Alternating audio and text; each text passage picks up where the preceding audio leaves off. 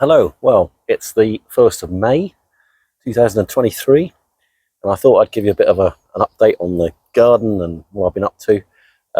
Obviously, this film won't come out until for a few weeks anyway, because I've got other stuff already scheduled to come off, which I hope you're all enjoying the other stuff.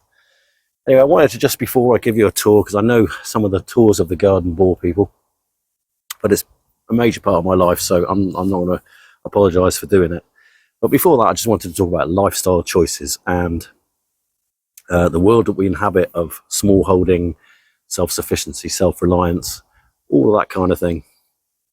And I've put a film out, probably the one before this one, of a couple that were small holding in the 1970s.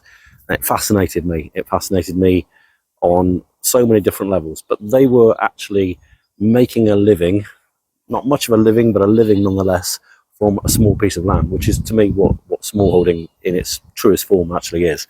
That's something that I'd be very happy to discuss with anybody. Get some comments down there and have a look and see what you think.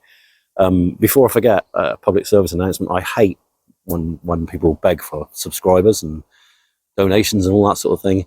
I'm not going to beg you, but I am going to say that if you like the stuff I'm putting out, please subscribe. And if you don't like it, you can still subscribe and give me a thumbs down or whatever. Comment, get involved, because the more popular this becomes, the more I'll do it and the better quality stuff I'll do, I hope. Anyway, on the subject of self-reliance, in this modern world we live in, I'm talking to you on a very up-to-date mobile phone that I'm recording this on, with a wireless microphone that's attached to me, and I'm going to upload it on the internet. We need to embrace that kind of change, that kind of technology, in the same way as our forebears embraced the combustion engine and everything else. But to me, self-reliance is a goal, and it's not about the John Seymour type of self-sufficiency where I make my own clothes out of bits of wool I found on barbed wire fences or anything as drastic as that.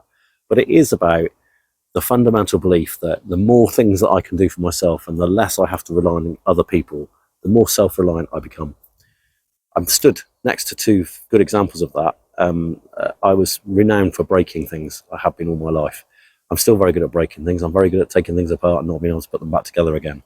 But one of the goals I had a few years ago was to learn how to maintain and service my own vehicles. And as you can see, I've got my van here, and on my van I've done the cam belt, I've done the water pump, I've done the thermostat, I've done the brakes all round, I've just welded it up ready for its MOT. Loads of bits and bobs I've done on the van, and on my car I've done all the basic servicing, and I've changed the brakes and things like that. There's some stuff that I wouldn't touch on the car because it's a German piece of technology, and it's quite expensive when things go wrong. This thing, it's great. It's done 250,000 miles. I hope it outlives me. I'm hoping it will. I like driving it. It does 40 miles to the gallon. I'll never be swapping that for an electric vehicle. Anyway, onwards. I'll give you a quick tour of the garden. I've had done my little speech, and I'll give you a tour and show you what I've been up to. So here we go. So as you can see, everywhere's looking a little bit greener than it was the last time I filmed here. And look, lo and behold, my wind turbine's back and seems to be running quite well. At the moment it's not doing as much as it might because I've got other electrical problems that I'll discuss another time, but at the moment this solar panel and that wind turbine is feeding into a little set of batteries, and you might think I'm mad because there's a light on there, but that's just a bit of a drain for the battery. It should go off before the batteries are flat. Anyway, cold frame is back in action. Grow my beauties, grow. I've just got half a dozen lettuces in there at the moment, which I love my salad, and Mel and I eat a lot of salad. So yeah, hedge is starting to green up in places, as you can see. It needs a little trim, actually, if I'm being honest, just to try and encourage it to sprout a bit of nice low-down growth. But yeah, it doesn't look half bad. Not a lot further forward here with anything else. So my quad bike rear brakes are jammed on at the moment, so I need to strip them down and sort that out. A couple of solar panels there that aren't connected at the moment. But the biggest issue I've got with the quad bike at the moment is the fact that the petrol tanks are leaking. So that's a bit of a pain in the ass, especially if you smoke like I do. This sort of junk pile here needs to be dealt with very soon because it's starting to really annoy me, and it will be dealt with. The digger, I don't think I've turned a track since I last filmed down here. The main reason is that it's been wet. It's a beautiful afternoon today, but it has been very wet, and this land, this soil is very very catchy. I call it very catchy. You've got to get it at the right time. If you try and get it on when it's wet, you do more harm than good. So these two beds are still to be worked down, as you can see, and sorted out. So one of them should be tobacco. That one should be tobacco this year. I'm not sure whether it will be. This one here, I'm not sure what I'm going to put in here yet. It might be salads, it might be tomatoes or something like that. Just a bit of a fill crop. Soft fruit looks okay. Yet another dead rotavator. Once my van's back on the road, I need to have a tip run. If anybody wants a Merry Tilly, you can have it. The engine's knacked. It is a Honda engine on it, but I've broken it. One of my superb repairs. Bluebells everywhere because the old man won't let me dig them out. More raspberries. The Wonderwall today is a bit of a special day for me because the first crop, the first crop that I put in has gone in today. That is a row of cabbage plants. I can't remember the variety. I will try and get it up on the screen for you. But they're plants that I grew obviously in trays, and I get them started. I've got some kale to go in there possibly next week, so probably the next time I record like this they will be in. As I say, it's the 1st of May and it's only actually 2 or 3 weeks since I last gave you an update on the garden, so this is probably not much more advanced than it was then. But yeah, onion sets are up. Only 2 rows of onions this year. Garlic looking good. Leeks, just been digging some leeks today. We won't get many more. Leeks, I think, are a fantastic crop because they take the place of onions when the onions have gone over, or when you run out of stored onions. So runner beans, we'll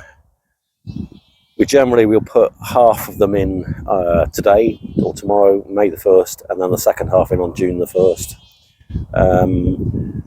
2 rows of peas in there and a row of broad beans, which nothing's actually showing yet.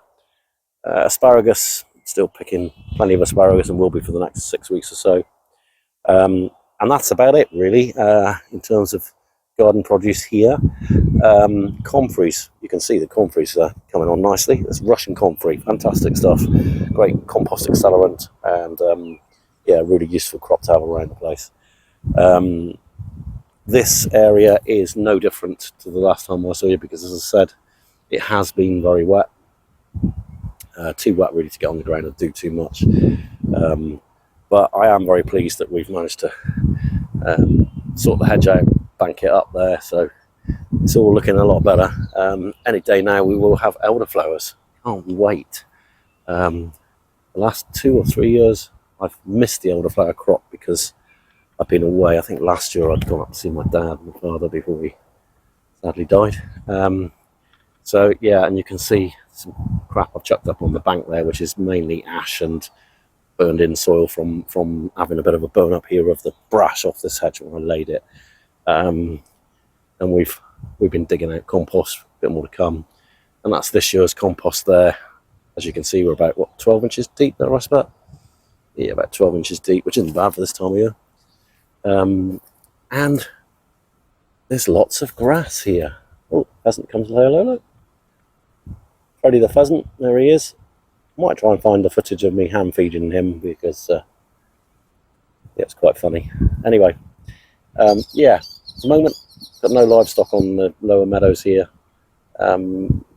largely because I think they're still in negotiation for the person who's going to rent it. So it's a little bit difficulty in coming to an agreement on certain issues. The basics are there, but I'm sure there'll be stock here before too long, which will brighten the place up a bit.